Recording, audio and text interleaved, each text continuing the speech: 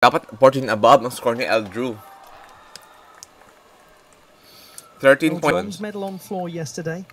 The first from his nation to do that at the So execution ng Panam ni Eldrew. Huwag na sana madadapa. Let's go, Eldrew. Lopez. Yes, that's great job. Well, that was great job, Eldrew. Kahit merong extra steps, okay lang.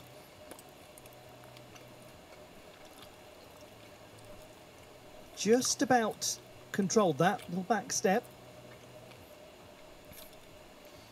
Parallel naman ang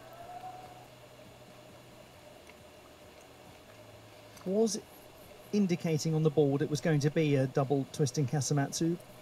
Clearly performed the 1.5 version, so be a lower difficulty score. Baka magaya yung sa kuya niya. 2 and a 4.8 in qualifying. Magaya yung sa kuya. Maraming matataas ang difficulty dito. 13.933. Great job.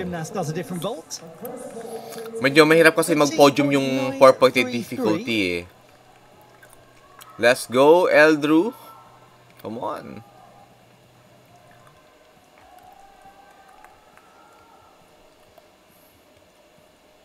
No pressure, but still, let's just enjoy what we are seeing here. I hope okay si Eldrew. Now the second vault. 4.8 difficulty still. Indicated vault is a nagbaba siyang difficulty, so kailangan maging safe to. Away from the table. Come on! Ay, sayang! Unfortunately, takes several big aces. Carry lang. It's fine, Eldrew. It's fine. Carry lang. Well, didn't quite happen on this occasion, but that's okay. That's okay, Eldrew. So, that's not contentious for a medal, but it's fine. He did well. Quite extraordinary by getting on the podium representing the Philippines. He's going to have another opportunity. Yeah, meron pang susunod. When he takes to the 1, 2. Medyo big steps yon, mga 0.5 deductions. To go for the 1.5.